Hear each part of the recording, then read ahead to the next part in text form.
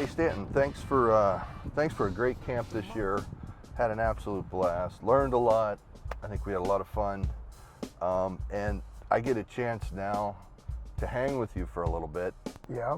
And take a trip down memory lane. Yeah. So show me around.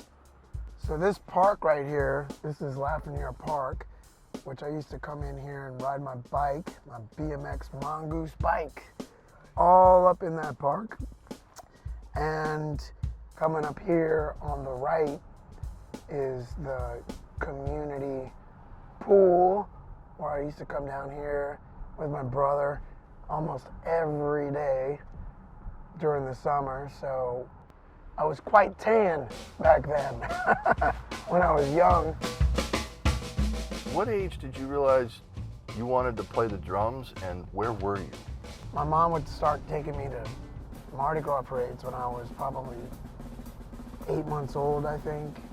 And by the time I was 3 or 4 is when I started really being impacted by the marching band drum lines that were coming down the streets of the Mardi Gras parades that we were going to. And so I would come back home and hit on stuff with knives and forks and spoons, and my brother and I found these dowels and cut them with a hacksaw, and eventually got a pair of ProMark drumsticks for Christmas and was just hitting on all kinds of stuff. And I eventually convinced my parents to let me play in the band at school.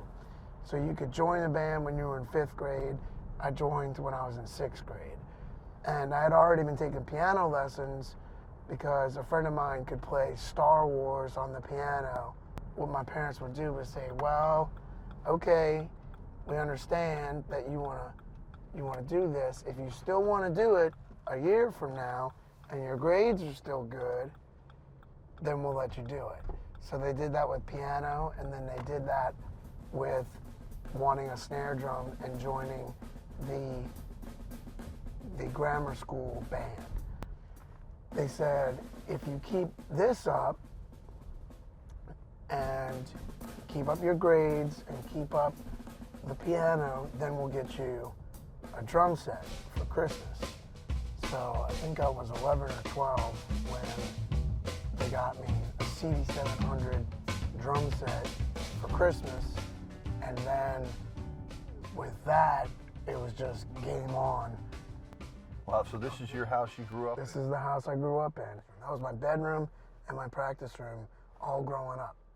So I'm standing right outside the house that I grew up in, and this room right here on the corner was my bedroom. On and off, as I was growing up as a teenager, I was practicing in that room a lot. So that's where I learned a lot about drums, and a lot about drumming, and a lot about music. So I would go to school, and for high school, I would get to school and I would have Marty Hurley every day. Especially in 8th grade, we had beginner band, which was learning all the fundamentals and all the basics on 2 Formica tables. And I had that 5 days a week when I was in school. Starting sophomore year, I really started shedding a lot, and I practiced a lot of snare drum, rudimental, basic, rudimental, fundamental, foundational stuff in this room right here.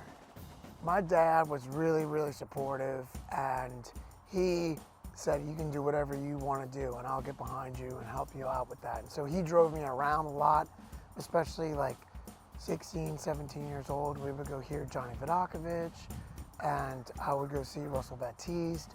And senior year of high school, I was going out almost every night and sitting in, and then coming back at 1 a.m., 2 a.m., and sleeping in that room, getting up and going all the way back to high school. But I was, going out almost every night to hear music, even in high school, and especially in college and all of that. So, my parents were very, very supportive, and it wasn't so much that they pushed me as they supported me, and they let me do what I needed to do. When I was younger, like in my early teens, I would take pages out of Modern Drummer magazine with Elvin Jones, Tony Williams, Steve Gadd, you know, Philly Joe Jones, Max Roach, Art Blakey, you know, so I was really drawn to drummers who played with a lot of fire, who played with a lot of energy. And then around when I was 17 years old, that's when I learned about and discovered Russell Baptiste. And Russell was 24 when I was 17. And Russell played with a lot of fire and a lot of energy. And so I was, you know, at that time, still skateboarding and still kind of into rock and punk rock and classic rock. And so discovering funk and then discovering Russell and Russell playing funk with all this just youthful energy, to me that was just super, super inspiring. And that's what really drew me in, was that energy and that fire and that drive that Russell had. And I could take all that surplus of energy that I had as a young kid and, you know, being drawn to Russell, I could see how you could apply that to funk in a very energetic, fiery way. Advice for parents: if you can see that your child is into something and they're really passionate about it and they are, you know, driven to get better at it, find out what it is that they need to do to get better at it. For me, I said I wanted to join the best drum line in town. My parents said, where do you want to go for high school? I said, I want to go where the best drum line is. And so my parents asked around. I didn't know who Marty Hurley was, but my parents found out that Brother Martin had one of the best drum lines in town. So I was like, that's where I want to go. So I went and auditioned for Marty Hurley, and he asked me to break down a double stroke roll. And I didn't even know what he was talking about. He said, play a paradiddle, and I froze. I was just like, I mean, I had been shown a paradiddle at some point, but I was like, even then, in moments like that, my knee-jerk reaction was, well, will you show me? And he did. And bop, bop, bop, bop, bop, bop, bop, bop, bop, da, da, da, da, da, da, da, pow. And that was a double stroke roll. And I said, well, will you show me a paradiddle? And he said, da, da, da, da, da, da, da, da, da, da, da. And he broke it all the way up, and he ended, pow. He's like, you don't know anything, beginner band. And I was devastated, but he was right. I didn't know anything. And so, you know, he later told me, he was like, look, just do it the way I'm showing you, and then you can take and do whatever you want with it. And then as I got older, I started trying to loosen everything up. And then once I started getting with Johnny Vodakovich around my senior year of high school, and then I would come back to Marty after I graduated high school, and I was really loosening it up. And he would say, man, what are you trying to do? Win an ugly hands competition? Because I was really trying to get loose.